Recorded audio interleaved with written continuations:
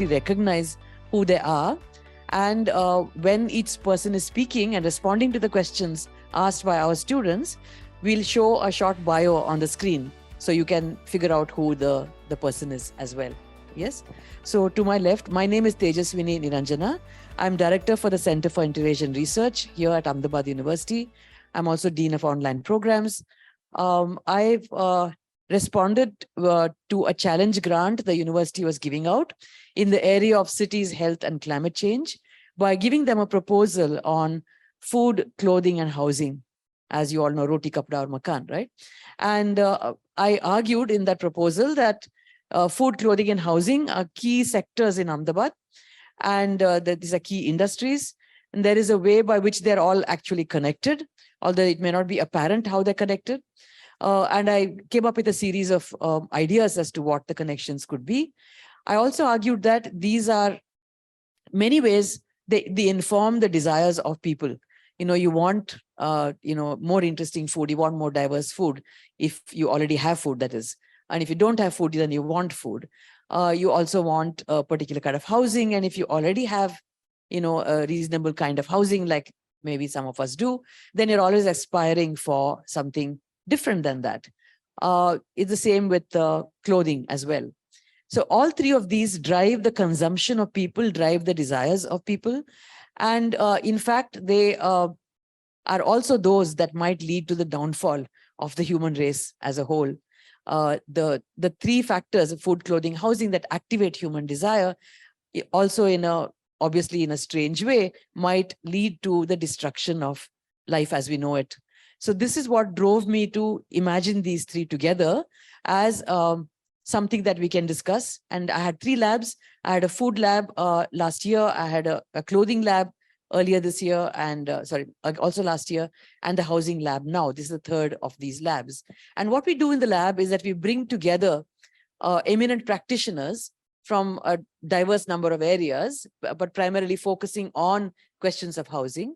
And here we reimagined housing, not just to mean the built environment, but to think of home, of homemaking, of habitat, what you inhabit. So home, habitat, house, these are all like flowing into one another in terms of the spectrum of meanings that they might invoke. So we called people here, I will quickly mention who they are and you will understand why they're in this conversation.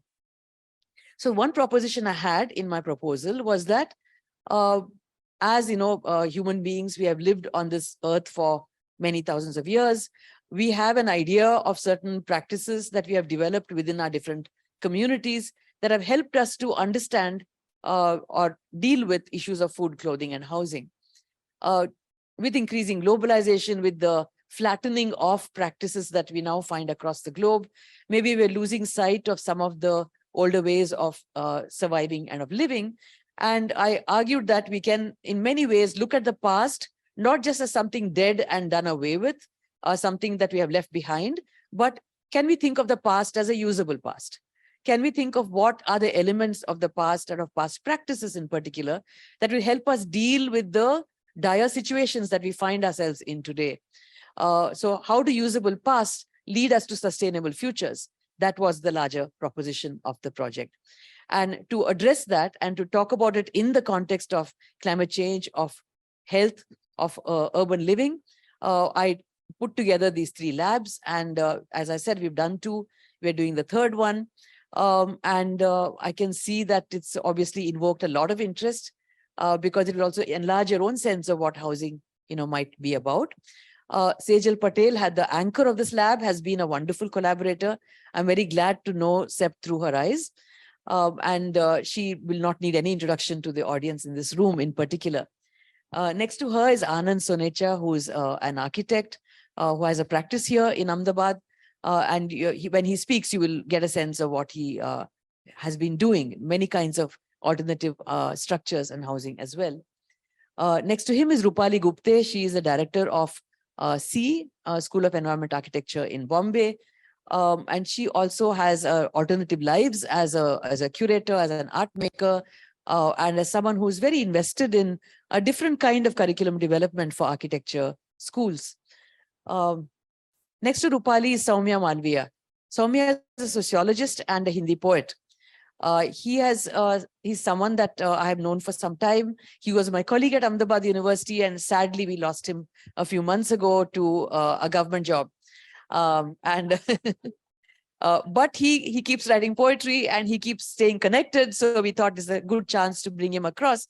And I especially like his poems about Ahmedabad and about issues that clearly are to do with home and habitat.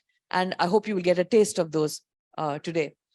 Vaishvik Brahmbhatt, I've had the pleasure of coming to know recently, works with the Gujarat Regulatory Authority, RERA, in Ahmedabad, and is connected to many architect colleagues, and is someone I gather you can see his bio there, right?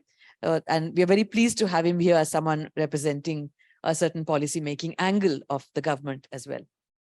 Shashwat Bandopadhyay, another CEPT colleague, is a researcher in housing and works actually with the research center, right? At the with CEPT, Faculty of Planning, right?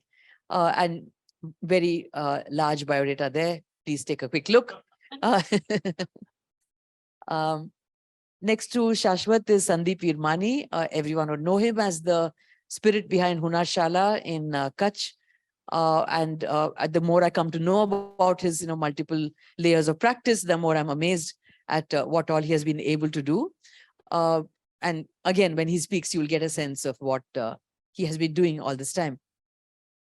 Bijal Brahmbhatt from the Mahila Housing Trust, next to Sandeep, has done enormous work in Ahmedabad. That is, her bio, working with disempowered women, working with particular forms of, how to mitigate the effects of climate change and to increase resilience amongst low-income groups.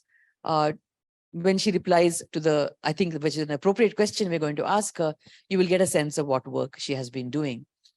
Thank you so much to the wonderful students who are part of an undergraduate research project connected to this food, clothing, and housing. We have with us, I hope I remember all your names. So sorry, Prasad Shetty is online. Prasad also is Dean at the School of Environment and Architecture in Mumbai. He was unable to be with us in person, and he's also someone who's worked both at the level of policy, worked with different governments in India, worked in curriculum development, again, of a very alternative kind, and with Rupali has also been invested in practice as an artist and a curator. So welcome to all of these people, and welcome to our student friends, Abraham, Bhavya, Madhav, Archisha, and Atman. Happy to have you here, and very glad to see all of you again. A very warm welcome to you all. So we'll start. I've already given you a very brief account of the project and what I'm trying to deal with. Sejal will now talk about the housing lab in particular. And then we will, the students will pose specific questions to each one of the participants. So we're going to distill our 8 or 9 hours of discussion yesterday into 5 minutes. Okay. Thank you, Tejaswini. And again, I reiterate, this has been a wonderful initiative to have colleagues and students from across the wall to this part of the campus. And it's lovely to see all of you in, engaging today and joining for today's deliberation. So thank you for this, to get this started and for this initiative. The housing lab is dealing with the important question of how we as urbanists and as urban practitioners, how are we in different ways contributing to the discourse and practice of sustainability and affordability in creating housing and habitat. Now, this is a very complex, as we have even discussed yesterday. It's a very complex. The habitat creation itself is a very complex process across the value chain. There are multiple stakeholders, and as urbanists and urban practitioners, we intervene at various stages, wearing different hats.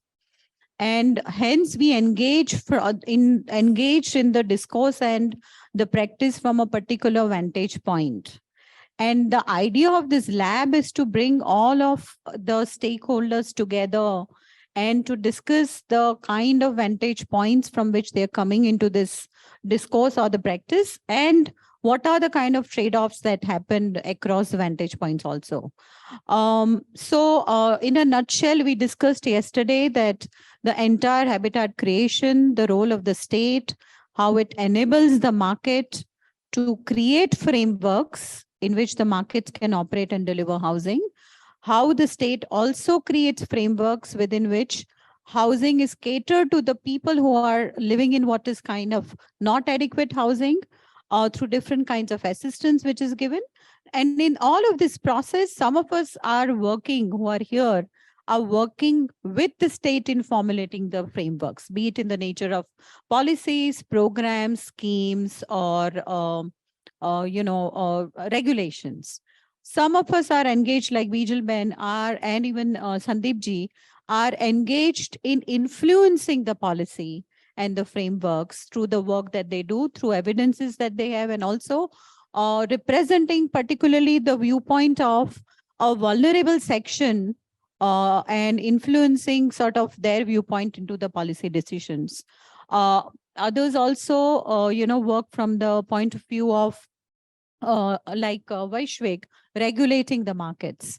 And through that, bringing in a certain notion and understanding of what is affordability and sustainable practices in market build housing. And then, of course, we have Prasad, we have Rupali and Anand, who as architects and again as planners, or through their academics and through their practice, how are they sort of influencing the practice of housing.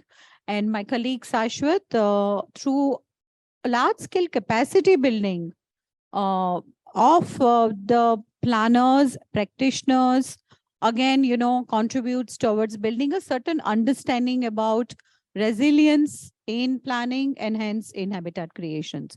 So I think this is the kind of vantage points, but I think we'll hear more as we move forward into the deliberation. Yesterday, we had wonderful discussions for about 6-7 hours, and today now we will hear the sort of summary and the elevator pitch of each of our colleagues on the key moot questions that we are raising in this lab. So without much ado, thank you once again for joining us today. And this is going to be anchored by the 5 students. So over to you, Chisha, for the first round of questions. Thank you, ma'am. Hi, everyone. So the first question is for Professor Sashwat, since you work in planning. So is sustainability in the short run or in the long run over the life cycle of housing? And who can afford to practice it? Thank you. Thank you, Sejal. See, this word sustainability and sustainable development have become very popular, but it has a diverse origin. It started with natural resources, agriculture, like those words called sustainable forestry. You will not cut tree which you are not able to replenish it, or sustainable fisheries. You will not do fishing. But it gained more popularity in a report in 87, known by Mr. Brundtland, who said that ability of the future generation is not compromised by the action of our present generation. So he used this term with a very interesting idea called intergenerational equity. The way we are accessing nature, water, air, so we should not extract them so much, so there is the ability of a future generation get compromised. And that's what the very prominent discourses around sustainability. And yesterday, we made an attempt and some very interesting question that what is sustainability? And is it permanency or is it long-term? See, when you say intergenerational equity, it is essentially long-term, something which is able to deliver over a period of time. But I'll stop short of saying it is permanent, but it is long-term. Now, in this case, there is another elephant in the room, is resilience. So we had a lot of discussion, what is resilience versus sustainability? And resilience is a term which came essentially from the disaster discourses, that ability to bounce back. Now, the question is resilience versus sustainability, or is resilience is sustainability? Now, my personal take here is resilience is essential part of overall narrative of sustainability. And because unless until you bounce back, because we are now entering into a more frequent climatic regime where the disruptions are more real. Because earlier, when we were saying climate change, then we have to say, is it happening? There are a lot of other, but look at it, today's temperature in Ahmedabad. In February, I think today we are 38 degrees. This has not happened over last 10 years. So we are increasingly seeing the changes happening around us. Now, why housing is important here and who should practice is the second part of this question. And that's where we have to be very careful. Because if you see the United Nations projection, national government projections, and when these are national government projections, it doesn't come from the center. It comes from the state level and the local level, which aggregated that in last 75 years, we have close to about 40 crore, 400 million people in the urban areas. And now the various projections or, outlooks suggesting that we are going to add another 400 million in next 25 years. So that means that we are at an early stage of urbanization and we are just taking off from 32% to 40%. So more and more housing needs to be delivered. And in the entire climate change discourses, I break it in 4 points because there are a lot of confusion around understanding what is climate change and where we should contribute. One part of the climate change discourses is around physics and meteorology, which is called climate science. The second part of it is sustainable consumption, is about material. The third part is the mitigation, how you reduce the greenhouse gas emission, carbon dioxide, and other gases. So a lot of discourses are happening. A lot of these COPs and Glasgow's and Egypt happened between who should mitigate how much. The fourth part of it is adaptation and resilience, means how in face of a disaster, how we are building it back better. So here we have to do, because since if you see all the global urban discourses, after China, India is one where we have to build large number of housing, and out of those housing is bigger segment for affordable housing. And affordable housing, if you want to make it resilient and also green, these are kind of, paradoxical situation, because that's the challenge where we have to really see how the new trajectory of the housing that we are building, that is green, affordable, as well as resilience. And this is the challenge where all of us, now here, generally what happens here is that the moment we say that it has to be resilient and affordable, we always say, okay, this group of people, but it is across the housing market.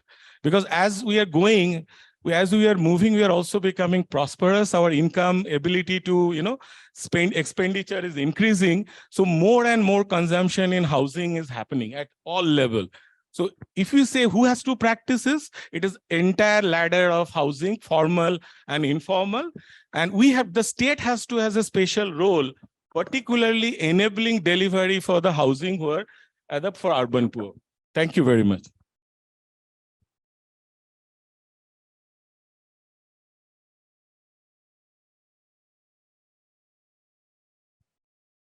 Thank you, sir. So the next question is for Bijal ma'am. So we talked a lot about slum rehabilitation and housing for urban poor. So I was wondering, do you think right to housing is a significant political issue? And if yes, then why? So I mean, in fact, the question you asked me, I didn't have time, so I didn't revert back. I'll try and answer. I mean, I don't know. I'll try and answer through my own experiences. I think it's political because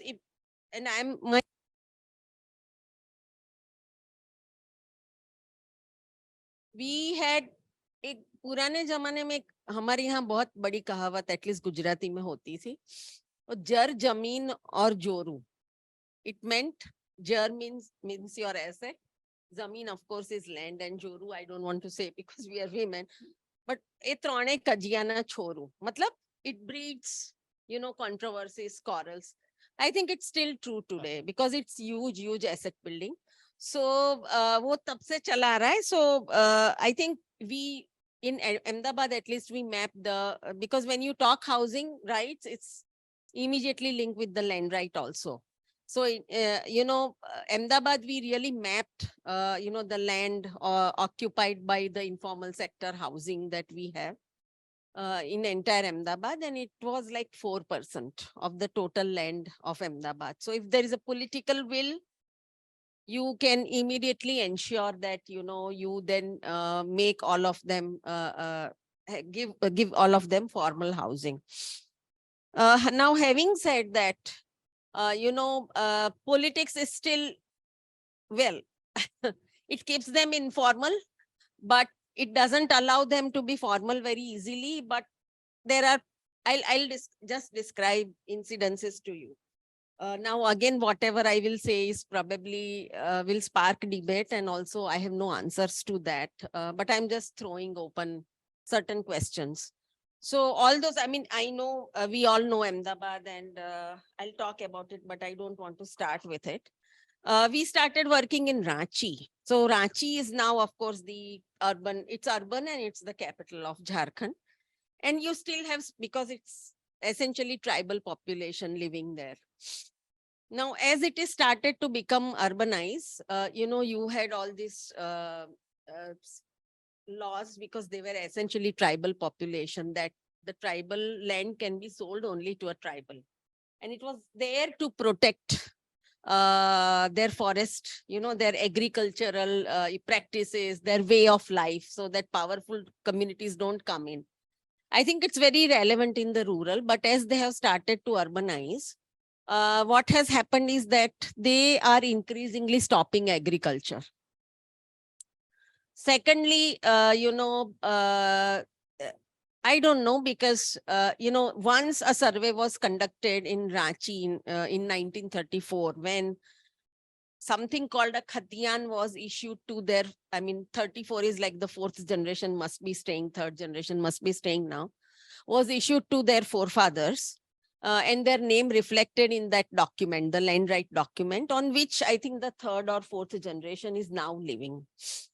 Because they cannot say, one, they increasingly stopping agriculture because the urban conditions are not allowing them. Secondly, they cannot unlock the value of land in the market, because the moment it becomes urbanized, you get a lot of value. What they will do out of that money is another question. But still, thirdly, what is happening is a great big Adivasi, powerful Adivasi mafia has started there, who is, because they can only sell it to Adivasis, they are actually buying those land from the poor Adivasis as a very, very low rate as compared to what they have got from market. Fourth is they cannot get housing finance. Fifth is because they always thought that we cannot sell our land. They have never taken the pains to actually update that 1934 document. We started with trying to give them Rajiv Awas Yojana there. And the biggest question was that they do not have a legal title in their name, because they never bothered. And there was no survey. There was no sort of political will also to conduct the survey, resurvey in the government. So the money was going back. So we said that, let's not, because we were the intermediary, we said, let's not let it go back. Let's just create something again, which is intermediate. And, we then can at least get the housing subsidy for them. So we created something which is called a Vanshavali, and a tree, family tree. So for every family, then we mapped what was the tree. And then, we got it sort of authenticated by the councillor and one municipal corporation fellow. And that those kind of camps were organized. And based on the Vanshavali, then they got the Rajiv Awas Yojana subsidy. After that, we kept on recommending that, because the land right essentially on which their house is standing will be upgraded in the revenue department and not by the municipal corporation. So we kept telling them that, why don't one government department writes to the revenue department to now at least arrive to a legal title. But also, so that process is just not happening, not only because of the government. And of course, everything is made online. So everyone claims that because it is online now, it's become very transparent. That's not true. A machine doesn't answer you. If you sort of log in and put a certain paper to the machine, it's a very good way, because then you sort of, there is nobody physically present to tell you कि आपकी application का क्या हुआ. So you're merely talking to a machine, the application goes into a machine, the staff is removed because it is online, and your online keeps online. Faceless entities anyway. So that's what we will do to the world, because I keep telling technology is for people. It's not, should not replace people. Anyway, so that's not happening, not only from the government side, but also from the people side, because for so long they have lived as a community and generations have passed, and now you try to make it I don't know whether we should even try it. I have no answers to this, but sisters are living, brothers are living, and the moment this whole idea of the legal title will come up, there will be, you'll have to make divisions of the land. Sister का कितना, भाई का कितना, अभी तो सबका है, बेच भी नहीं सकते, वैल्यू भी नहीं कर सकते, सो एवरीवन कंटिन्यूज लिविंग. तो ना तो आपको लीगल टाइटल मिल रहा है, ना आपको हाउसिंग फाइनेंस मिल रहा है, सब्सिडी भी चली जाती है, unless and otherwise this was created. But that also means that they cannot unlock the land value, and that they can, not sort of, get housing finance. It's a big difficulty because, they all need legal title and mortgageable title. So these kind of complex things. Another, which is right here in Ahmedabad, is what I learned. We had the Urban Land Ceiling Act, which was there to formally provide housing to the poor. And what it did was that any individual who had, and just tell me when to stop, who had, more than 1,000 square meters of land in an individual name, had to give up certain land for social purposes, for social housing. So it has worked both ways. So what happened is, formally, as soon as it was announced and before the government could grow on the ground and sort of take hold of that land which was demarcated, so it is the private politics also. They called the poor and they sold all that land to the poor informally. They will not register a complaint because they themselves did it. So a lot of the chawls and slums that you see in Ahmedabad will still continue to be there despite the housing. They themselves did it. The poor bought it. It did not get recorded because they couldn't record. And after 10 years, one fine day, when the government goes there, they find that all the poor housing is there because it worked informally for them. And the political people could, while they don't give the formal housing, they will not oust them, because at the end of the day, it's their vote bank. So, and only one more thing. If we look at it, because the urban land regime has two departments, the revenue department for land and the municipal corporation for passing your urban plans with your building bylaws. आपको आगे से इतना छोड़ना है, height इतनी होनी चाहिए, side में से इतना. So, most of the buildings till now, before the BU permission arrived, where of all the, it's not the poor, even the building in which I had my office is in some sense illegal. क्योंकि plan क्या pass हुआ था और फिर construction क्या हुआ before the building use permission. And long back, I mean, the government, I think 7-8 years back, introduced what is called an impact fee to regularize all that which was owned by the middle class, by the rich, and the real estate lobby had sort of, not adhered to the plan. And that impact fee, you see the power of the real estate lobby. Not many people came forward, because after so many years, who will oust them? So it's, and the government wanted to make money, and the power was so huge that within 6 months, that scheme was changed 21 times. I have a study with me, because that was the power of the real estate lobby to reduce the impact fee, to get more and more applications and regularize. And you get a signed copy from the municipal corporation that this is regularized. But essentially what they'll sign is that your structure is regularized. Your land is not. क्योंकि पूरे east Ahmedabad में कितनी middle class सोसाइटियां ऐसी है जो बिना NA के land पे खड़ी है, क्योंकि कॉस्टिंग इतनी है. So it's a big maze and a lot of politics both. But I think the politics is still too more. You cannot oust them, but you continue to keep them informal. Sorry if that is wrong. Thank you, ma'am, for the answer. My question is now for Vaishwik sir. We just discussed how right to housing is a political issue or not. So you're thinking further along those lines. My question is, what is the role of public policy and state intervention in the larger issues around housing that we are discussing today? Thank you, everyone. I think I'm audible to everyone. Yeah. So I feel that state and the policymakers has a larger role to play when it comes to the gap of identifying the sustainability and the housing. But we really need to ask ourselves: are we generous and humble enough to acknowledge that gap of housing as an affordability and a climate sustainability when it is linked to the housing? Looking at the recent trends, our Indian real estate sector is poised to grow by 1 trillion US dollar by 2030. And I feel these are the things which are bound to happen. And as a policymaker or as people who are involved in drafting the regulations, it is very important for us to understand that we are not shaping the market. Market is shaping our policies and the regulations.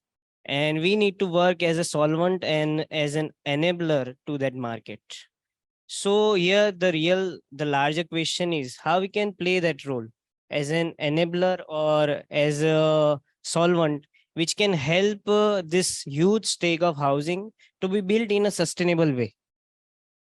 As per the recent trend of the Narrateco's review, they have just researched that there is a requirement of 45 lakhs plus houses in Gujarat itself. Now, that needs to be built in next 5 years. Now imagine that concrete jungle of 45 lakhs houses in the city or in the tier 2 towns and the tier 3 smaller towns, basically in the satellite towns. So here the major challenge for us that how we can build this 45 lakhs or a major percentage of this housing in a sustainable way. At least if we can build this 30 to 40% of the housing as a green building project. And here comes the role of policies which are in place. So you'd be surprised to know as of now, the incentives and the policies which are in place that is not doing enough. That is evident from the market. That out of 12,000 registered real estate projects with RERA, we have more than 4,000 affordable housing projects. And of which, if any one of you can just guess that how many of them would be a green building project, I would say the recent count was 13 green building projects. 13. So are we really lacking when it comes to have a proper framework or proper policies for that? Or are we really lacking to encourage the promoters, realtors in that sense to build green? And it is both ways.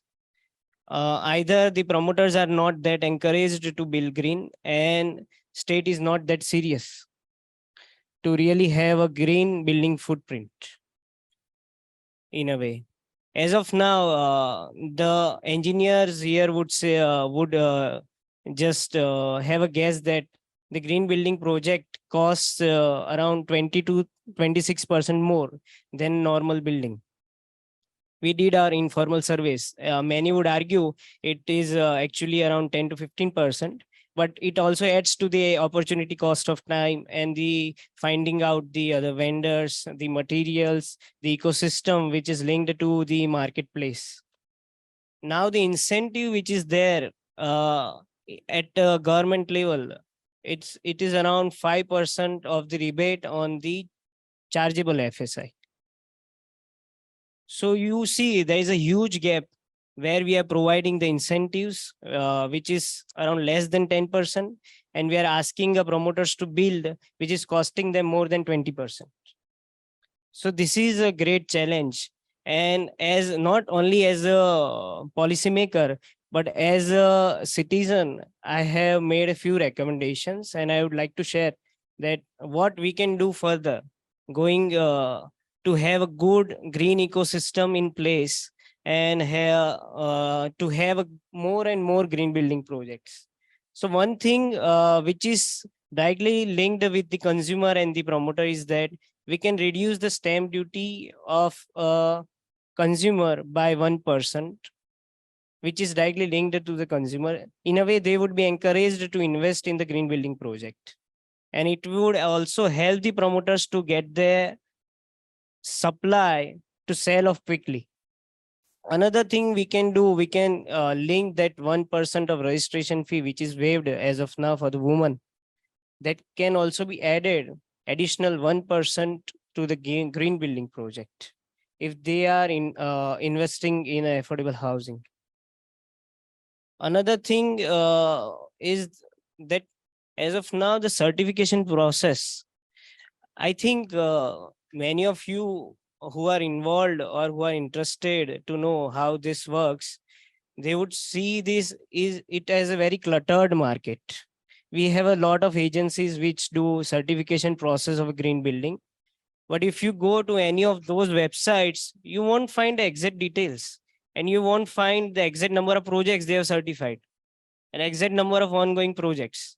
So how as a citizen and how as a consumer, we are going to be more aware about the projects which are there in the city to get ourselves involved, investing, and how we can build a relation between the promoter and the allottees. So we need a marketplace for the ecosystem where we can bring in more vendors who are involved with the system. We can bring in the people who are involved in the material. We can also incentivize the MEP consultants who are involved in this green building practices. The another thing is like as a part of RERA, what we are trying is we are trying to build a single window clearance system. It is not that from the time of NA, anyone thinks of building green. It is just after the NA when the architects and the engineers come on board, they try to build green, they think green, and they feel that what we can do as a part of a CSR.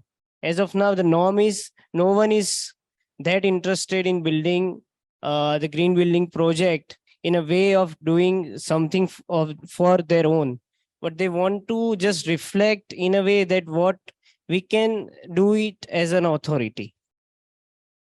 So in a way, we need a portal which shows the total number of green building projects in the state. We need to give a special mention to them where they are promoted, where they are highly subsidized in a way, and where they are highly incentivized. So this is what I can say. I feel many of you would have questions. I would be able to reflect on that more.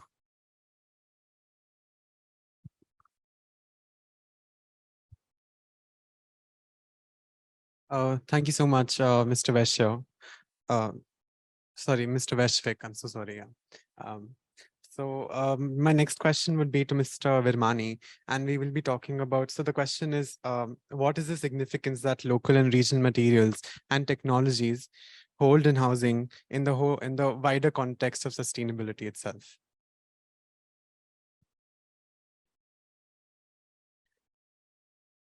It's very easy, build less. But when I listen to your figures, it scares. It's very scary because you're saying we have 40 crores and we're going to become another 40 crores. I mean, the planet doesn't have a chance on that. And especially when I listen to him, you realize that we are doing very little about it. Only 13 projects. And the building industry contributes to how much? 38 to 40% of GHG gases. So like we are sitting on on a big bomb. And if we don't wake up, I think we have already crossed the tipping point sometimes. I mean, that's my pessimistic side, but my optimistic side says that the younger generation is going to do something about it. But, so as far as building less is concerned, there are many countries that are trying to do that. I was recently in Tuscany, and they have decided you can't break a building. If it is not, if it is structurally all right, you simply can't break it. You can keep adding to it, you can change it. So I went to a building which, you could see part of the building that was 1,000 years old. Then they said that this part is 800 years old, this portion is 200 years old. But the authorities, even in Germany, it's very difficult to get permission to break down a building if it is structurally stable.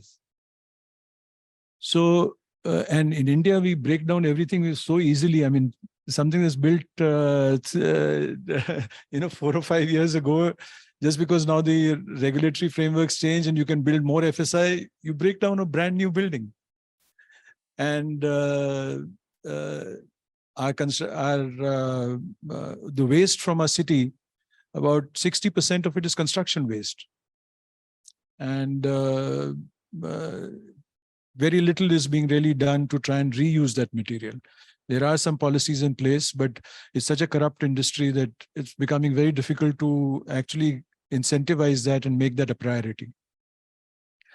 So, but when you're asking this question about local materials vis-a-vis other materials, I think our whole economic framework is designed in such a way that it's very difficult to do local materials. In fact, doing local materials is more expensive than doing something from China. We have so many cases where, I'm just taking the example of food. In organic farming or sustainable farming, you're doing some very interesting work to produce that food, but it's being transported across continents to be sold because the local people can't afford it. And then if you look at the transportation emissions that get created, they're probably more than what if you had done chemical farming and were eating it in the local place. So, you have, I was just now talking about Patanjali. They have become so famous. Ayurveda is becoming so famous. But do we have, I was in Uttarakhand recently, and they told me that the local villages were saying that in the last 6 years, Patanjali has finished 3 very important medicinal species that used to grow in Uttarakhand. And they are working towards making sure that the Biodiversity Act does not allow, that has the powers to stop extraction of these species. They are influencing the parliament to make sure that that act doesn't go through. So when a business today becomes successful, it is extremely extractive. Nestle was taken to court because, of course, it was taken to court for child slavery, but when the court proceedings were going on, they realized that cocoa bean, the dark chocolate that we all eat, which is supposed to be healthy chocolate, was actually the food of certain East African countries. And they used to grow it, they used to take it from the forest. It was not even cultivated at that time. But Nestle and these 3 or 4 companies made dark chocolate famous all over the world. And then they needed cocoa, these cocoa seeds. So in the last 30 years, 5 countries have lost 80% of their rainforests to growing this thing that is not even an essential thing that we need to eat. So whenever in a global market, anything that is successful, you can be sure that it has ruined some ecosystem somewhere. So, and the only thing, I mean, communism had a chance, the capitalism is reigning high. I think one economics that didn't get a chance to really flourish, which we could have, was the Gandhian economics. Gandhian economics spoke about ecosystem-based circular economies. He didn't talk about it as ecosystems. He was talking about local economies. But the whole idea was that you are able to develop the entire value chain within your own ecosystem and only the surplus goes out. You must consume it within your ecosystem. Now, economic frameworks like that allow for you to, it's like what you were talking about yesterday, that earlier when, water supply was from a local well in your village, you were careful about using it because you knew how much water was there in the well. And everybody in the village was careful. Okay, summers, we will need this water. But the moment it got linked to the Narmada, you go to the villages, there's water flowing all over the place. That's because it comes from an unknown source. You're not responsible for it. And the relationships in between are not there. So the same thing goes for the building industry. The greatness of this country was, and a lot of Eastern countries, was that you actually gave back more to nature than you took from it. That was the frameworks within which you operated. And because the value chain was built within your area, you had relationships with the entire value chain. So if I am today farmers, they always have two parts to their farm. One part which they grow for the market and one part that they grow for themselves. And even the wild animals know where to go. The wild boar and the chinkara, when it comes in, not the chinkara, the nilgai that it comes in, it only goes to the organic part. Because you're no longer ashamed of giving the market something that is unhealthy, because that's part of your economics. So you've segregated your self into economics and sociology. So you will, if you have to gift something that you have grown to your friend, you will not give him that chemical part because you'll be ashamed of doing that. You'll give them your organic one. You'll tell him that, this is organic. I've grown it separately for you.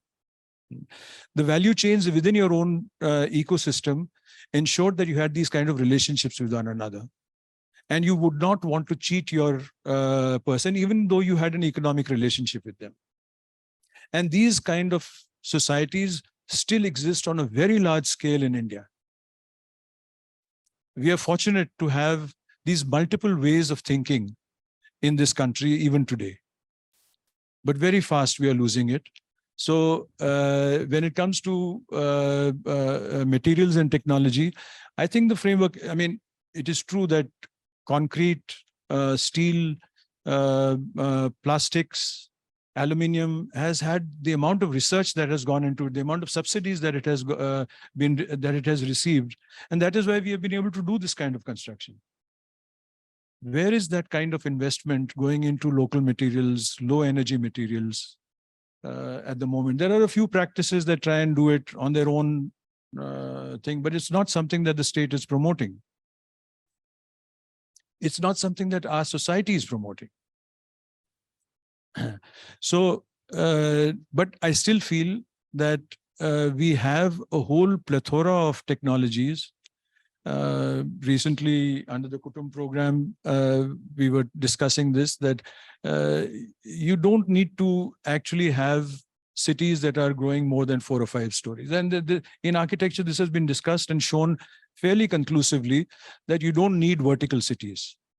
In fact, the more vertical you go, the more you get alienated from nature. And it's not good for you, because the moment you are not you are not linked with a tree or with the wildlife around you, you don't know how to value it. And in fact, you become scared of everything. You're scared of a cockroach, you're scared of a lizard on your wall, and you want to sanitize. You have these deep cleaners now who will come into your house and deep clean your place, which means no virus, no bacteria, nothing. Because you're scared of living with all this. So, and at the same time, ground plus 4, ground plus 5 construction, you can get high density, good kind of livable cities without having to go up. And therefore, today it is possible, we have the whole technology mix, that you can reduce your steel and concrete by 80% in your housing. So, aluminium and plastic is being used in commercial buildings largely. But in your housing, at least, you can reduce concrete and steel by 80%. And frankly, educational institutions today, if you're building your buildings, you can't build like this. I'm sorry, you're setting the wrong example. Even the walls are concrete. So for students, you have to show them that no, there is a sustainable way to build your future. And so I think we are lucky in India that we can learn from our villages, our communities, but at the same time, they're under huge pressure at the moment to try and give up their way of life. In fact, they're being dispossessed so that they can become part of this market economy. As she was talking about the tribal communities. Today, most of your buildings are being done by tribals who have such beautiful relationships with their forests when you actually go and meet them in their own villages. But here we keep them in such horrible conditions. So I'll stop over here, otherwise I can start ranting and that won't be so nice.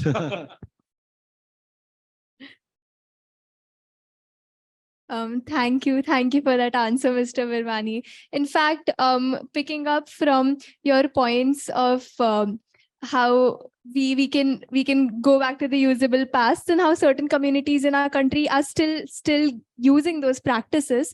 My next question is directed to Mr. Anand Suneja, who is an architect.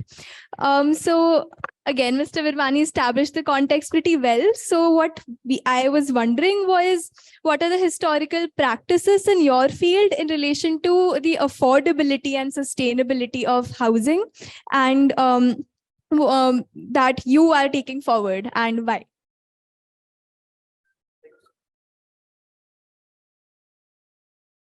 So much for the question. To be honest, it is a very difficult question. It's on? Okay, I can use. Hello. Yeah, thank you so much for the question, and it is a very difficult question, and it is good that you posed, and I have tried to reflect, because this is something which I also need to think through, and I've written some notes for that, and I'm going to share so that I don't lose the track of my notes. So since the last 2 days, and there were a range of topics that have been discussed, from policies and social justice and sustainability, market economy, role of state in housing, and there were fascinating discussions. But as an architect, I thought that I should focus on the qualitative aspect of housing as well, because that's something which sometimes discussed less, or sometimes even not discussed at all. So again, I will talk with my own personal experience with 2 architects that I've worked with, and I shared briefly about them yesterday, but today in a bit more detail.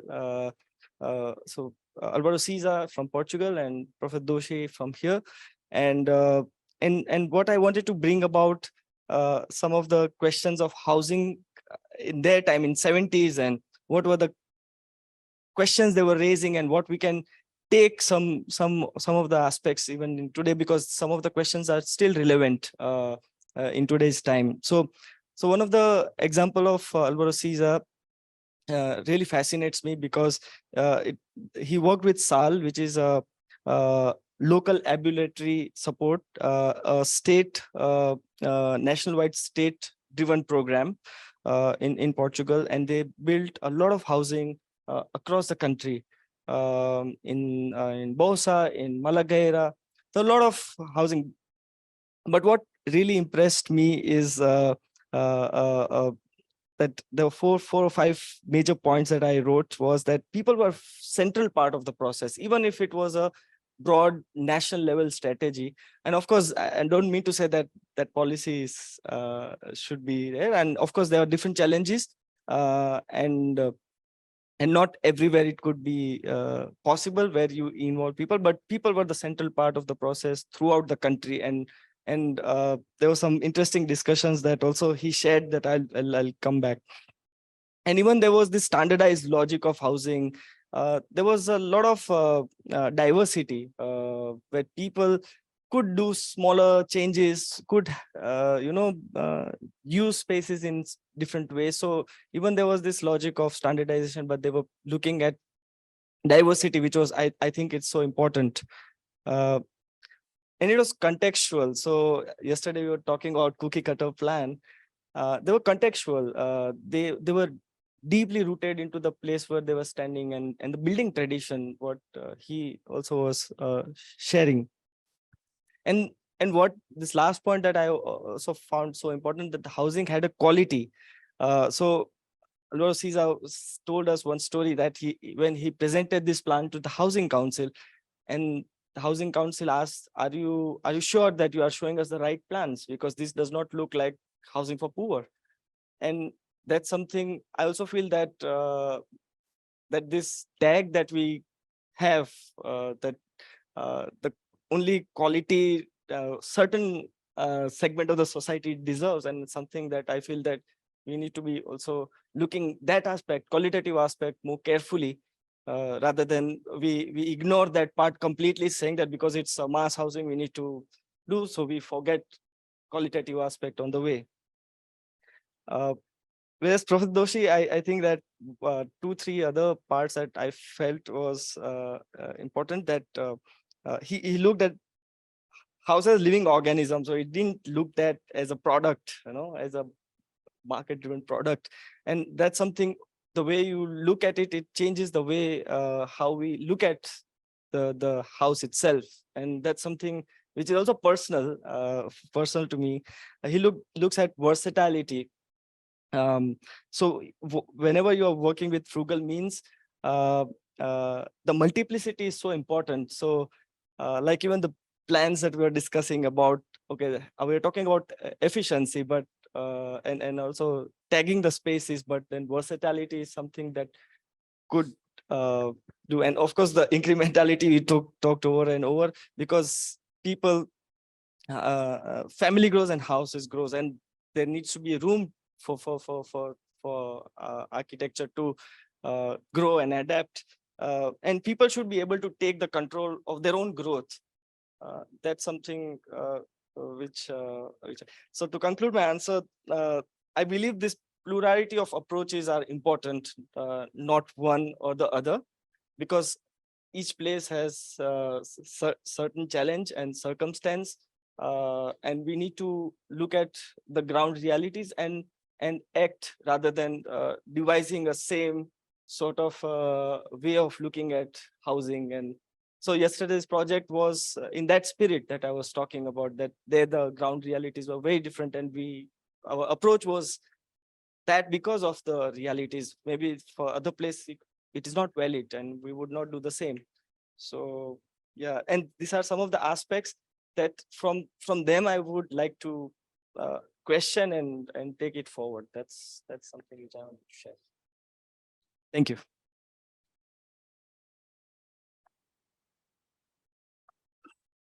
Thank you.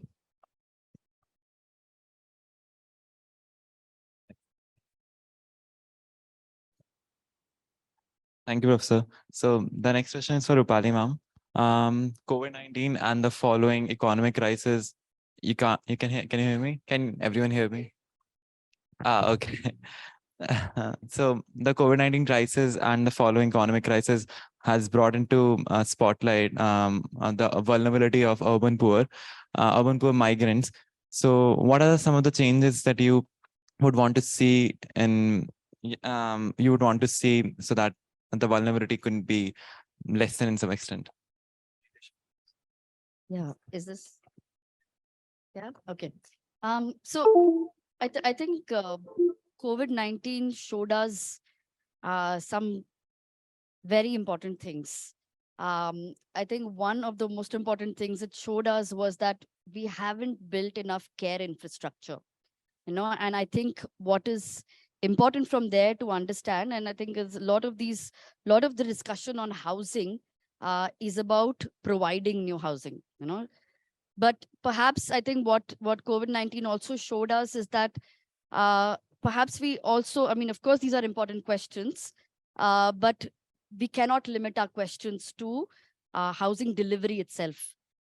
we need to reframe some of these questions, because for the longest time, we have conflated the idea of the house and the home. The home is not only the house. A home is much more. So when with COVID-19, there was this grand declaration, that you have to lock yourselves within your houses. We found that a lot of people did not have those houses to be locked into. But we also found that some of the homes were also tyrannical places, particularly for women, because when they were locked in those houses, there are all kinds of reports of domestic violence and other things.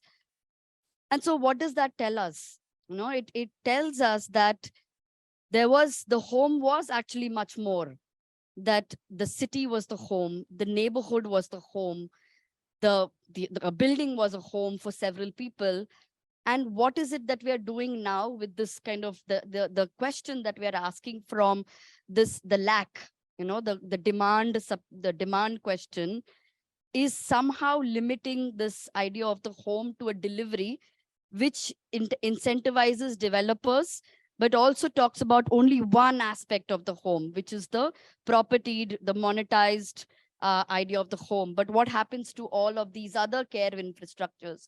They are getting depleted. They're getting reduced more and more. And just a few examples, during COVID, I mean, there's also like how the argument is framed. The census, for example, says 57% homes are one-room tenements. And there's a question of inadequacy. So hence we require that many more. And what then that does, it sets the ball rolling for where does that housing come from? Okay, now the state kind of has taken a back seat, so you incentivize developers, and the whole ball sets rolling for the delivery. But this one person that one room tenement is not seen qualitatively, and this is, I was giving an example of a person who was living in a chawl in Mumbai. He said, the only way I could live through COVID is because I was living in this chawl, because I had all these extended spaces. I had, these bridges that were there where people spend time, and the corridors, which were really wide. And in that sense, it's not my tenement alone, but the entire building is my home. And where are some of those, where are your bylaws? Speaking of extended spaces, shared spaces. And I think that's something that is important to our questions of sustainability as well. How do we build these kind of infrastructures, which are not only spaces, they are care infrastructures, and that is the only thing that is going to sustain your society in the future. And just to probably also kind of give you an example, in COVID, I mean, we had built a community center in a resettlement colony in Mankod. And it was again a place which became almost like a living room, and today continues to be. Children after school come there. COVID also helped this kind of absorb this kind of density in the homes where children were able to occupy the space. And it takes so little. Money came from some strange, it was like an art project, but it takes so little to build infrastructures like that. The government has land banks, it has money. Why can't we put money into building these kind of extended care infrastructures? And maybe one other point is that, of course, we require more housing, and we have all the statistics, but last 3 decades of a very active housing policy regime has showed that the demand and supply gap is absurd, So what do we do in the meantime? Can we have other ways of making dignified housing? Can we look at repair, retrofit, entire ecologies? We have small contractors who work in self-built settlements, there's a whole logic of operating. How do we mobilize those? How do we look at enabling mechanisms to repair, retrofit, and create dignified spaces? Because these are, again, infrastructures that will sustain this till the time that we are able to build this housing that we've all been speaking about. And just the last third point is that a lot of this housing is like, again, the demand for housing leads to nuclear family homes. but the demand is not that. I mean, that's what your migrant population that was going away for so long showed you, that the demand is so much more. You require hostels for migrant workers. You require, and today you have very different kinds of emerging urbanization in cities. We require a very different kind of housing. Where are those questions which are addressing this other demand? We are only producing nuclear family housing. And, again, this infrastructure, you just like in COVID again, we closed our gardens, we closed our streets, and, people were literally beaten away. And that's where you saw people walking for thousands of kilometers. You need these extended infrastructures. You could have just kept those gardens open, the streets open, because those could have absorbed those densities, which the homes are not able to absorb. So I think, just to kind of maybe end there, that these are care infrastructures that housing question needs to address, and not just the building of homes. Thank you, ma'am. So my next question is for Prasad sir. Prasad sir has joined us online today. Am I audible, sir? Yes, you are. Right. So we just looked at. Right. Yes. So, we just talked about around housing, we talked about public policy, state intervention, some use of local, regional material and technology. And ma'am just talked about an extended idea of home. So, just thinking about that, what future directions for sustainability can you conceive of? I think, can you hear me? Yes, sir, we can. If you, sustainability has had a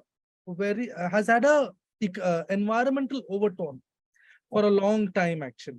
So we think of sustainability through the idea of environment only, usually. And if you look at the environmental discourse, the way it kind of, has moved since the 70s, because that's when it really starts, with the Chipko movement and people wanting to claim resources, save the forest, save the land, etc.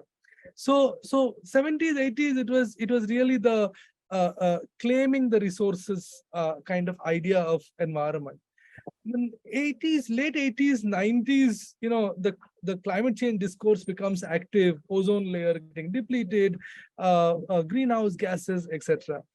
From 2001 onwards, the shift is very clearly, embodied energy, green buildings, how to kind of, the carbon credits. So it has kind of, it has become it's kind of made into it is made into a commodity which can be easily traded and worked through, so, and then that becomes very useful for all kinds of stakeholders to kind of, work with, so because it becomes a kind of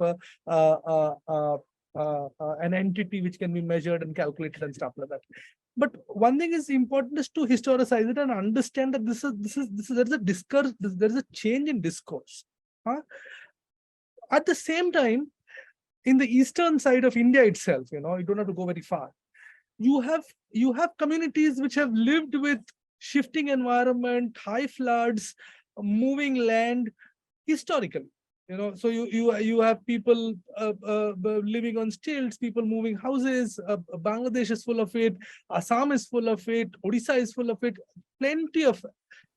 The thing is that here the idea of house is not this permanent property which is to be kind of handed over from one generation to another generation, but it is a place where you kind of keep your stuff and you rest. So it's a very different idea of house.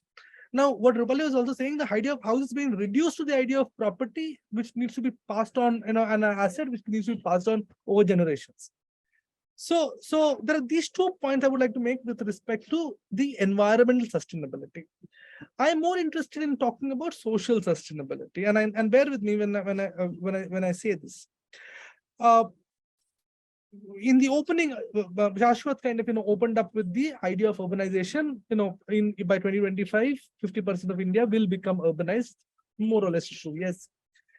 Now, one thing to understand is urbanization has pushed out the population explosion debate.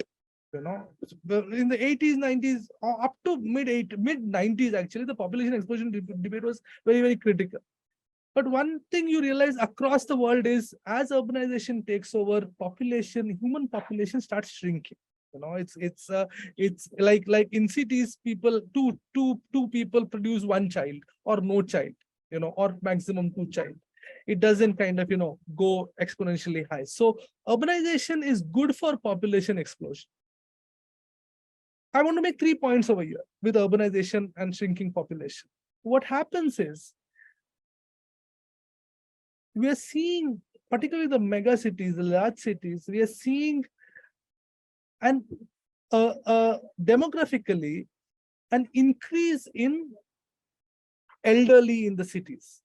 So you'll find so that will happen in the next 20 years. You'll have cities with elderly people in the 20 years, 30 years horizon. Increase of city infrastructure means increase of densities of habitation, and that calls for mass infrastructure, and mass infrastructure can only be provided by the state. So here is a call for the state. And third, this increase of urbanization will, if you overlap with the country's economy at the moment, you will see that it will produce unequal conditions. But hear me out on this. It is put in context because see, India has lost its industrial, identity, so to say, to China, and China has kind of taken over in a big way. What we are producing is high-end services of various kinds, BPOs and internet-based industries, banking, education, health, a whole lot of things. And these workers are of high end. Now, each high-end worker has 6 low-end workers. So you'll have cities with very expensive houses, but also with extremely poor segregated population. And you will see it in emerging, gated communities and huge advertisements for gated communities. Gurgaon is a classic example where you have these large gated communities, and it is a city with highest per capita GDP. So it is. But if you see, the city is completely fractured and fragmented. You at one hand you have very high end houses and gated communities, and at the other end the villages are kind of bursting with labor which is of a lower end. So we have a situation in hand where we have, cities moving towards, cities will happen, which is, by city I mean a dense living condition, people living in higher densities. So that is going to happen. There is going to be an environment overtone to it because it will have disasters. And disasters cannot be handled by communities alone. It requires state intervention. So and these cities, in case of large cities, they will be with elderly. And in case of new cities, they will be fractured and broken in terms of class lines and of course caste lines. So then what is the sustainability that one is talking about? So I feel as far as state is concerned, state should focus on mass infrastructure in small cities, in mega cities, in medium cities, and states should focus on managing disasters, because it's not been able to kind of, other than disaster management cells, we really kind of, we have people have been talking about adaptations and stuff like that for a long time, but we need a serious thing about it. So state needs to have this. Two, housing has to be seen in context of urbanization, because where is our economy moving? That is the kind of housing that will be required. Whether we are moving to an industrial state, whether we are trying to kind of make the state service oriented. For example, Tamil Nadu is highly industrialized and recent in the last 20 years. And you have all kinds of Hyundai, and you have everybody going to Tamil Nadu. It has created pressures on the villages around. It has created different kind of housing. Karnataka, on the other hand, the mid-level cities are seeing very high education and health sector, services. So those have created a different kind of population. So we have to take cognizance of this, and what we need is not a macro policy from the national government. National government always have this national policy on urbanization, and it kind of forces it through these kind of schemes. Either it is JNRM, VSUP, Ray, you call it PMAY, Amrit, whatever. They give you a lot of money, and you are supposed to kind of do what they tell you to do. At the state level is something what we need, a meso level urbanization policy, as to understand what is happening to our urbanization, where do we want to go, what directions we need to take, and with that will be connected the housing and sustainability and environmental questions actually. So this is something which we need to start thinking about very, very seriously. None of the states have it really at the moment. No, that's it. Thanks.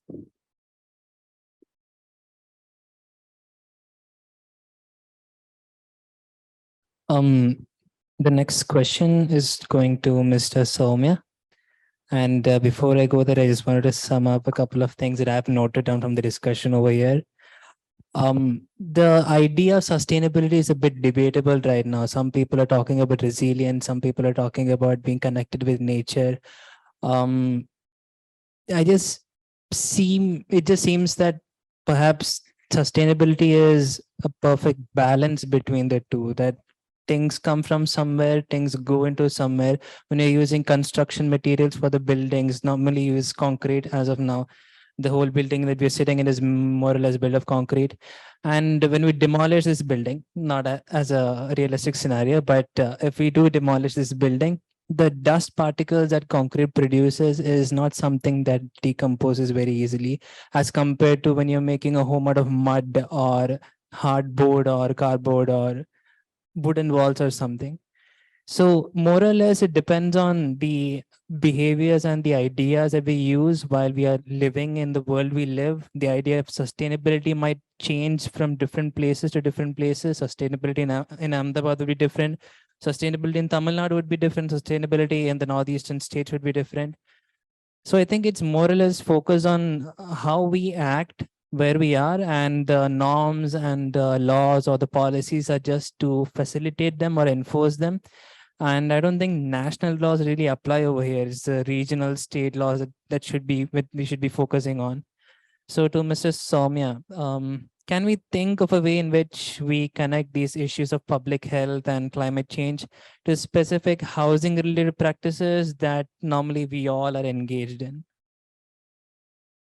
Okay, thank you. I'll keep my comments brief. But I was thinking about it that, I'm sitting in a panel of experts, and I'm not really an expert of this issue. And that sort of got me thinking about this idea that perhaps we need to think of these issues as a non-expert would. Because at times, what happens that when we are thinking about housing or climate change or affordability and so on, when we think of these issues only from the lens of an expert, right? What happens is that our ways of approaching these questions is by default, it becomes politically neutral, right? Because ultimately it becomes a question of knowledge. So if I have a better understanding of, say, climate change in terms of indices, if I have a better grasp of the housing problem through statistics and so on, then I have the necessary knowledge to tell others on how to act. Now, what happens is that not only does this removes me from the domain of action, it also sort of puts me in a position where I am in a position to tell others how to act. And this is one of the problem with, our discourse on not just housing, I believe, but also on climate change and public health, right? That when we mostly talk about climate change or housing affordability or climate change and so on, the way in which we frame these issues, say in our classrooms, is in terms which are so alien to how people themselves understand and tackle these issues.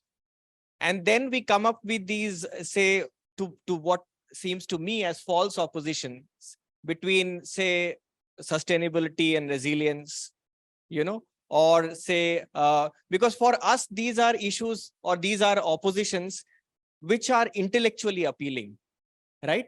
But we are not really looking for, we are not simply making new intellectual puzzles, right? It's something that is to be acted upon, something to be addressed. And there arises the need to sort of make these issues related to climate change, housing affordability and public health, in a real sense, to take them to the public, to make them public issues.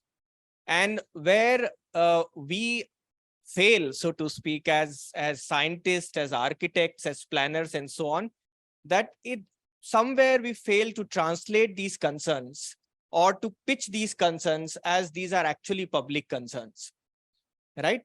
And so laced in a language of expertise. I mean, you look at the Hindi word or the Gujarati word or the Marathi word for expertise is Visheshagyata. Now, Vishesh already means that it's only for the Vishesh, by the Vishesh, right? So can we sort of break that circle of Visheshagyata and make it a question of the public, where it is, we have more stakeholders, we have more people talking about it, we have more students talking about it, not simply as, students who are part of a certain university, but also students who are part of a certain city, and they have larger interactions with the public outside. So somewhere I believe that when it comes to climate change, housing affordability, or public health, we have not been able to connect the dots and make these issues as one, that these are interconnected things. And since it serves our own interest quite well, because if we make them interconnected, what will happen to our expertise? Because we are an expert in dealing with climate change, that person is an expert with dealing with housing and so on. So it's also a question of how self-reflective in these cases we can become, and make these issues as genuinely, address these issues as genuinely public issues. So with that comment, what I'll do is that I'll recite a poem which relates to what Rupali was talking about. And how is it that the COVID-19 actually brought to the fore the relationships between housing, public health, migration, and so on. And it forced us to think of the ways in which we can respond to these issues, recognizing their interconnections, rather than thinking of this as a migration problem, that this is a disease, a problem related to the epidemic and so on. We have sort of slotted these problems into different categories, which simply serves the way in which we have acquired knowledge and serves the expertise culture. Very much, it's something which is not new. It's part of the manner in which, say, for example, the Indian state has always talked about planning and welfare.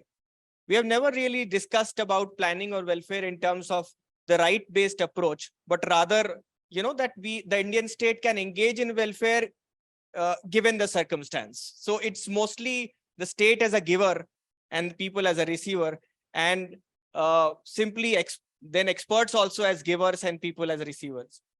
So how do we sort of break that circle?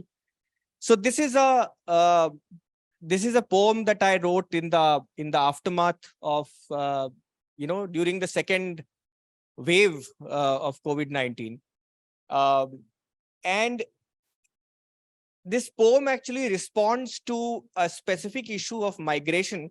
But then the question for me, how do I write about it in a language which perhaps is not only lacking when it comes to expertise culture, but also when it comes to literature and language, that perhaps we do not have the resources to respond to such events in a language which is sensitive, in a language which can communicate to people. So this poem was actually a response to that need. and it sort of is responding to a particular image. And this image came out in the newspapers and was circulated quite widely. It was also circulated in the social media and WhatsApp and so on. That there was this woman who used to live in Ahmedabad, and she was a construction worker, and she was forced to leave the city, of course, and she was traveling to Muzaffarpur in a train, and she died midway. So when the train reached Muzaffarpur, her body was laid out on the platform, and the image came out that as her baby was walking beside her, and her corpse was lying on the platform. And we were in Ahmedabad at that point. I was in Ahmedabad at that point, and that image was circulated quite, it was in all platforms, that image was there. So, I mean, how do you really respond to that? Was the question. So this is, it's okay. This is, the title of the poem is Maa Ki Laash. And it's slightly long, not very long, but I'm taking the risk to read it because, I feel that it should be read here. Maa Ki Laash. This is the description of the poem is that महामारी के वक्त Muzaffarpur station पर एक प्रवासी मजदूर माँ की लाश के साथ उसके नन्हे बच्चे की तस्वीर देखकर. This is the description of the poem. माँ की लाश.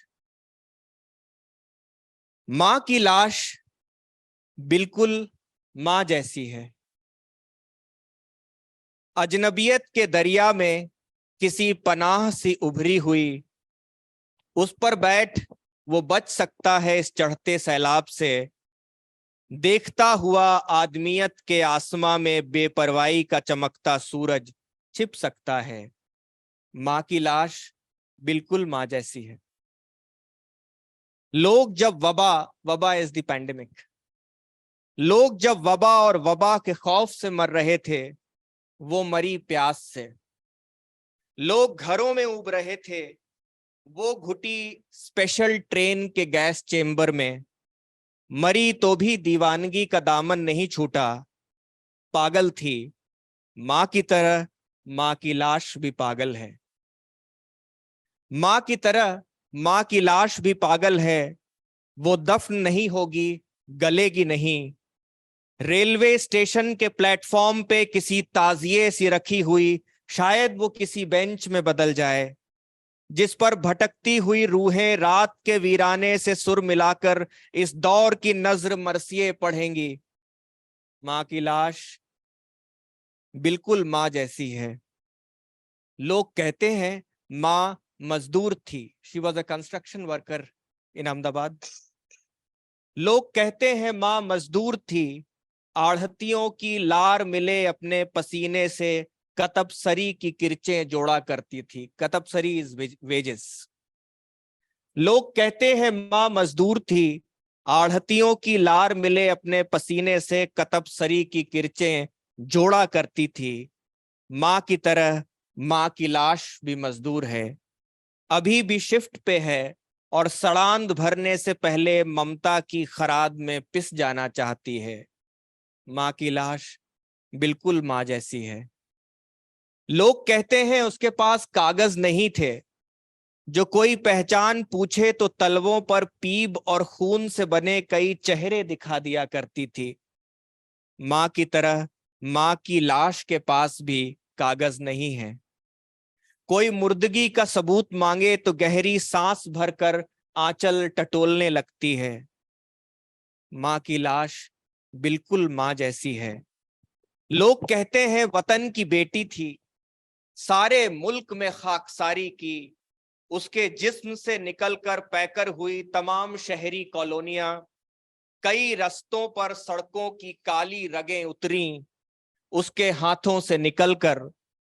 माँ की तरह माँ की लाश भी वतन की बेटी है.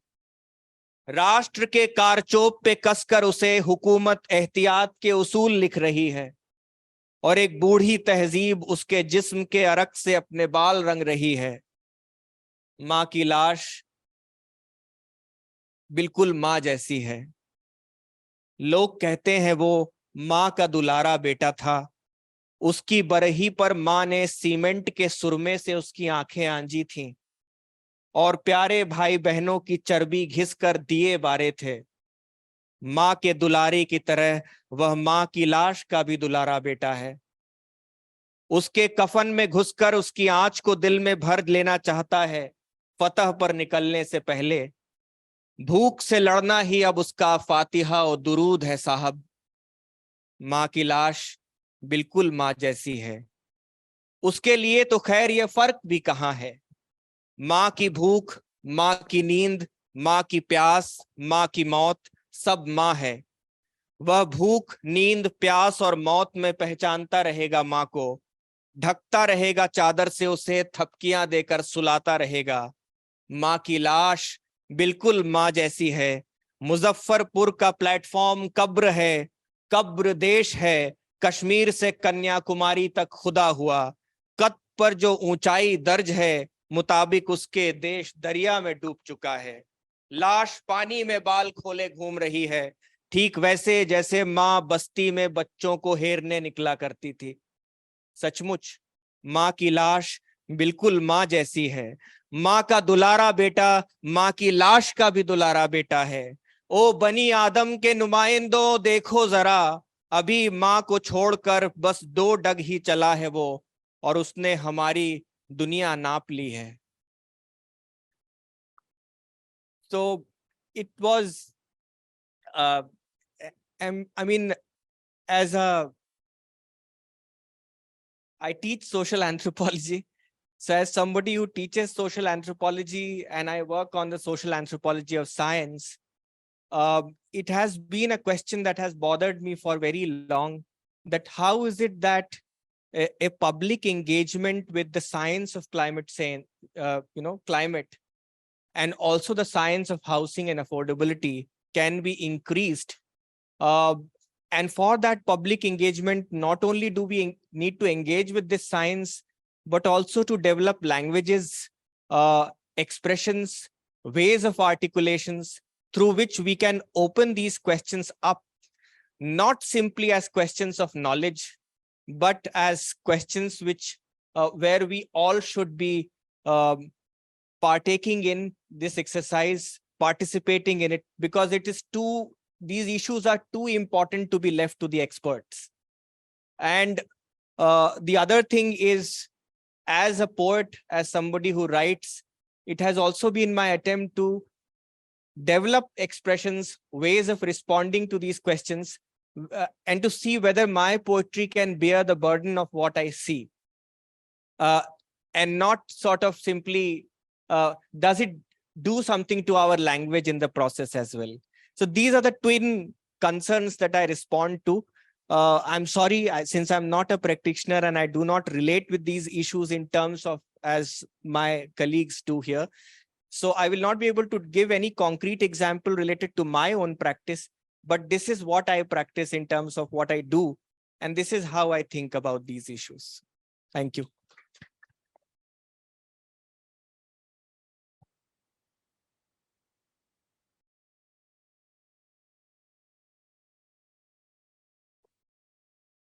Thank you. I'm actually a bit stunned and overwhelmed by the poem.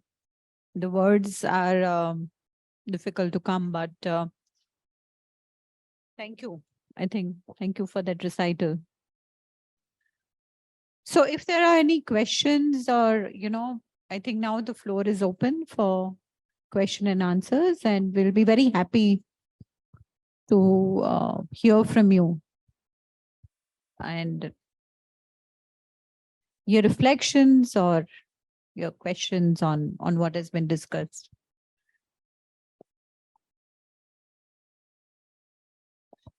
I believe Rupali has to leave at 8. So specific to what she talked about, the infrastructures of care, housing being infrastructures of care.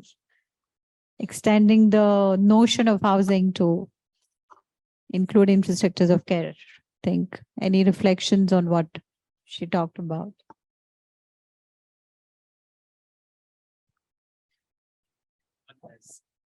I just had one question and one reflection, not aimed at you. One question was, I mean, this on the series Roti Kapda or Makan. I believe that the question of roti is actually a question of health, whereas food or cuisine is a vehicle to achieve that. Similarly, when we talk of kapda, I think the purpose is of maybe dignity or self-expression, where kapda is the vehicle. So I was just wondering that all the policies and the actual house, if all that is just the vehicle, what is the purpose of housing? So that we can then ask the same question of housing differently. So that was one question open to all of you, that what do you think, what connection do I make of housing to human beings in terms of purpose? One observation I had, especially when people were talking of sustainability and affordability, was that increasingly the world is heavily interdependent. We are very interdependent on each other, but that interdependence is primarily transactional, monetary in nature. Whereas a lot of questions of sustainability or affordability can only be addressed by collective or by negotiations between people. And I find it very fascinating that on one hand, we are becoming increasingly comfortable having all interactions transactional in nature and interpersonal. And we're trying to address questions which require us to negotiate, collaborate, share. And I'm just wondering how we would bridge that divide.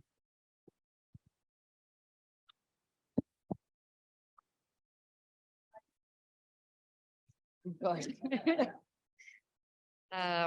Yeah, I mean, I think the only way is to, I mean, like, I think, like I was saying, reframe the questions, and I think there are enough examples of the way we've been, this usable pasts and the way we've been working, operating, living so far. This idea, I mean, I keep giving the example of this friend of ours who lives in the national park in Mumbai in the forest. He's from the Varli tribe, and he had this beautiful painting that he's made where his house is this small entity, and then there's the whole forest, and then there's one colonial officer's house on one side. And he says that, for me, the house, this house, this thing might be really small, but the house is all of this, and the way the kind of also Swarli art, the lines are this very ephemeral, almost these kind of strokes through which he makes his house and the landscape. And the colonial officer's house is made with these strong, thick, bold lines. And he says, that's where this idea of permanence happens, this question of the house being this one entity, which is not connected to all of that. And there's also, he draws this colonial officer on the top who's kind of gazing out, this kind of colonial gaze on this landscape. So I think this idea of how we see, and it's not limited to one, but this idea of an epistemic shift in thinking is something that is very important, I think, across disciplines. Because we've, again, like Soumya was saying, more and more we are trained into this kind of specialization and very, very narrow frameworks from where we are asking questions. How do we expand those questions?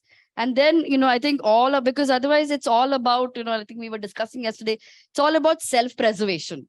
How do you maintain your job? How do you maintain, of course, it's important to, earn money and all of that. How do you tie up these other logics and other ways of thinking into your frameworks, So I think this epistemic shift is required across disciplines. And unless we recognize this, I think we will keep kind of falling down, I think, this kind of rabbit hole where we're not going to be able to come out of. So I don't know if it's very broad, but I think I don't know if I've answered your question. I think adding on to what Rupali is talking about as the epistemic shift, as planners or habitat professionals, as we call ourselves in SEPT, we come from a positivist approach. And positivism is also, the quest for that universal truth and that one answer, that one scientific truth.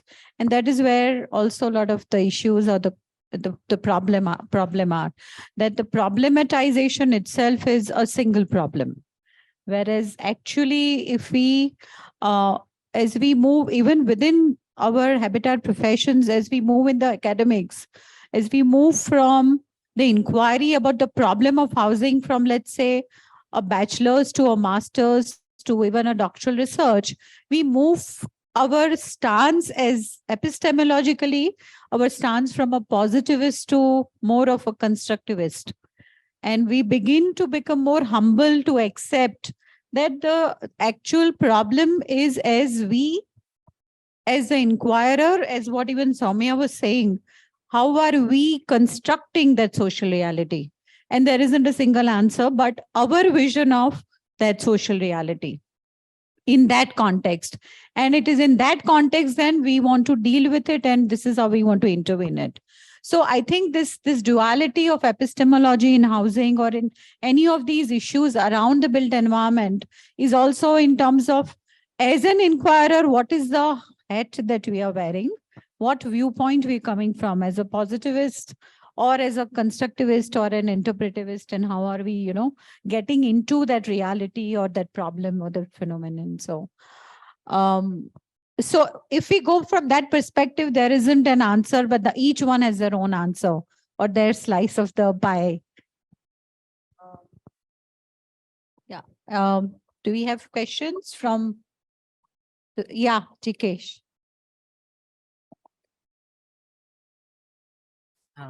Hello. So thank you all for such a wonderful insights. So mainly my two reflections in this is that when we talk about the housing policies we have been forming, so there are the three stakeholders which we come up. One is the producer, which is the developer. One is the director, which is the state. And third is the leading actor, which is the consumers. But there is a lack of supporting role, which are the architects. So what I think is that when we involve architect in these stages, architect has this fire to build a unique house, a sustainable approach towards the planning of those particular building. So I think an architect will play an important role towards the sustainable future into this housing policy. And second reflection is that when we are talking about sustainable materials, I think at the rate of speed we are growing, concrete is being used very extensively all over the market. So to change those concrete material towards the old sustainable material is quite difficult. But there are also other inventions which is being happening in the concrete itself. They are trying to make concrete better by using fly ash or other such techniques to improve the sustainability of concrete itself. So I guess we should also look towards the innovations in construction technology towards that. Thank you. Suggestions?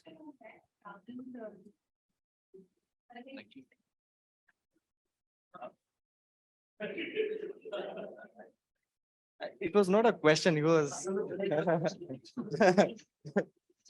second reflection. Okay. So no, I think again I'll talk with the experience of the housing that I have. Sorry. Okay.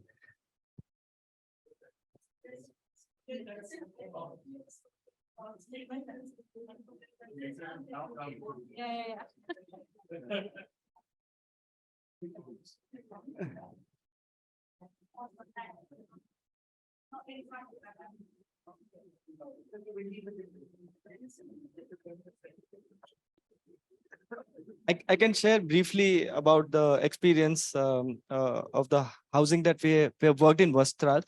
again, here the stakeholders were different, the partners were different. So I was working with a NGO and a university and the community itself. So there was a very different set of partners and groups that had assembled together. So in that case, as an architect, I was involved intensely right on from the beginning, and looking at the ground realities and the issues. That's where I was sharing yesterday, where it was not the top from the issue of top down, but it was bottoms up sort of a strategy, where we looked at the ground realities, where we had a lot of discussions with the stakeholders, the users, about understanding their needs well, because again the challenge was different, because people were living on the ground, and the houses were in poor condition, they were flooding, and we need to rethink how can we make a better living condition. And through the discussions, we were able to derive the basic program and like the areas. And also again, the challenge was to build the house in 4 lakh rupees. That's another challenge which was there in front of us. And we did a lot of study, and what we were discussing about sustainability, it was very natural.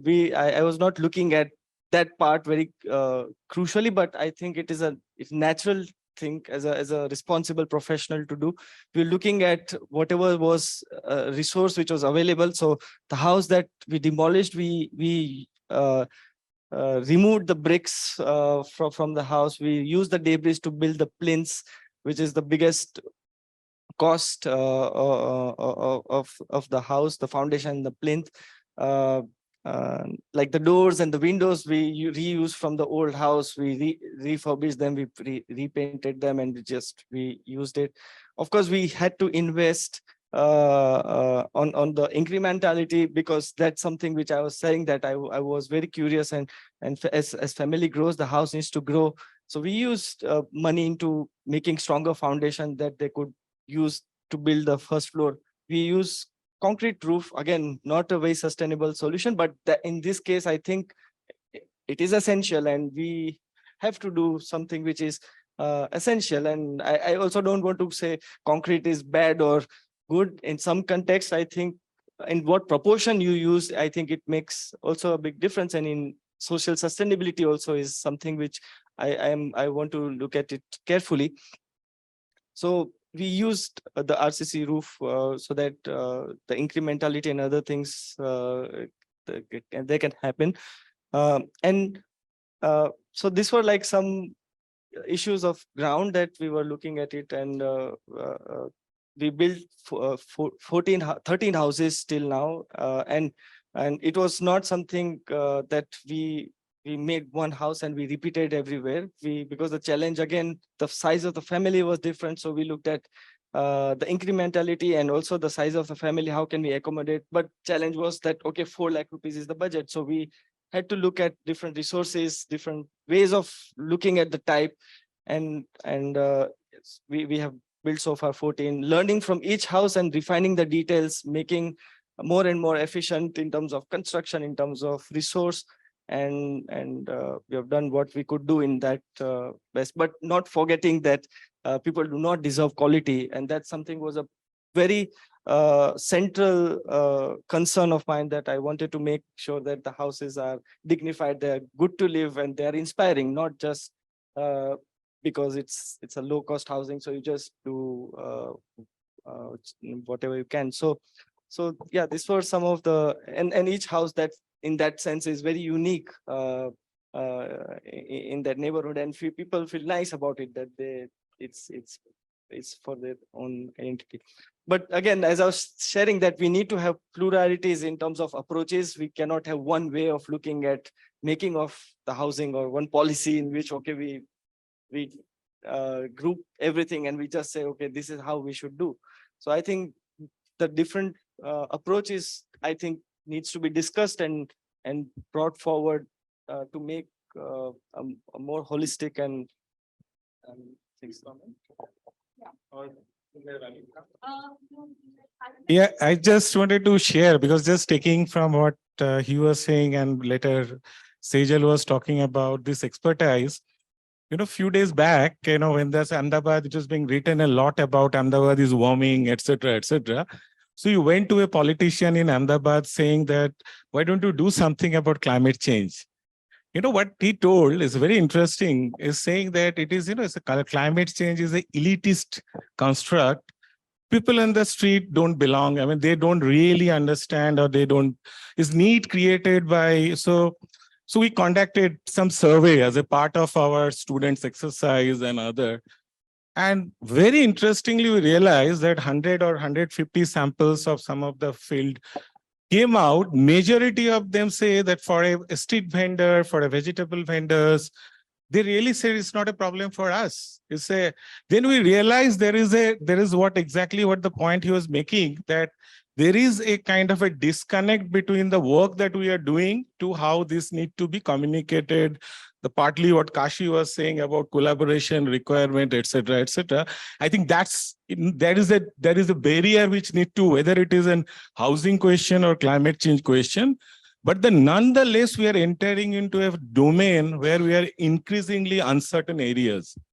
And COVID has indeed taught us a good lesson. When the COVID started, most of our societies were actually become gated. Society chairman said, don't allow anybody and we'll be safe. Then we realized that unless until the whole ecosystem is safe, we are not safe.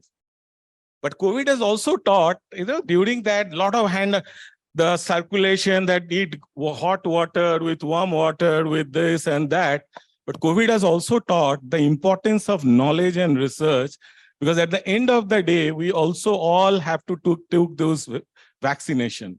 And that's why so I don't pose it what you were saying, this versus that, or expert versus public. I would say it is a collaboration between knowledge producers, researchers, and communicating and involving public.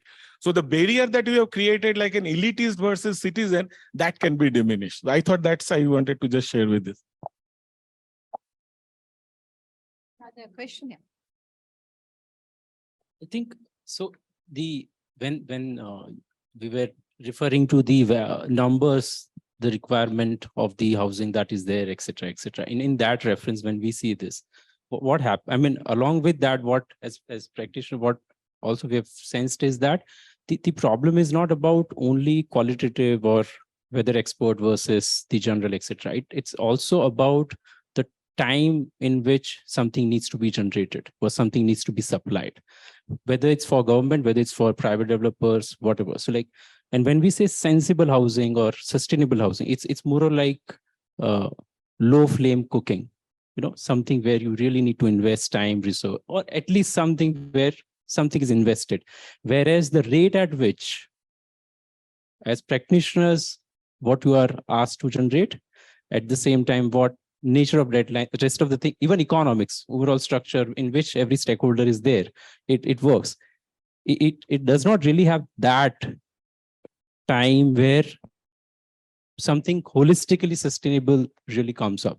So that's which, so like when you work for slum rehabilitation or etc., that the people who are living there, they are far more expert about having a sustainable practice, whether in terms of construction technology or whatsoever. Even common sense is much more higher than maybe a designer. But the problem lies in the time in which that needs to be done does not allow most of the time to extract that understanding and implement and then build something which really is more contextual, something which really belongs to that real common sense that we had, which also as a theme that we were talking, is something where the practices which exist, which are actually there, and which needs to stay there for future generation to also see. It is something where I think the machine is killing that. That's more of the observation which is there. Yeah, thanks. Thank you. And I think we would like to conclude today's deliberation here.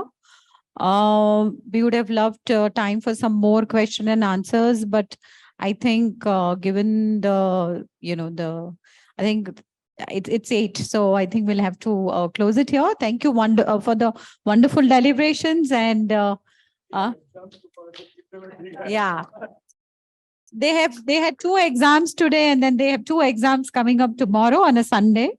So yeah, thank you very much, all 5 of you, for the wonderful anchoring of this discussion, and to all the speakers here for the various, viewpoints and vantage points from which you have raised the right questions. As Bijalban said, we may not have the answers, but it's important to keep raising the right questions, to keep discussing them, and to keep simplifying them, so that we make the whole question and the problem more public, more inclusive, and we bring in, and this is very good start, because we coming from so many different vantage points to discuss this aspect, and we hope to take this discussion forward also through many such initiatives. So thank you, Tejaswini, also for conceptualizing this whole idea of a multidisciplinary kind of labs of food, clothing, and housing. And I think we have all been enriched by the questions which have been raised. And even if we don't have the answers, at least, the different vantage points from which we're seeing all of these aspects. So thank you very much. I think big round of applause for you.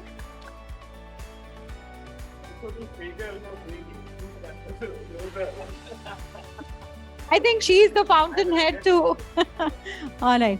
So thank you and have a good weekend, whatever of it is left.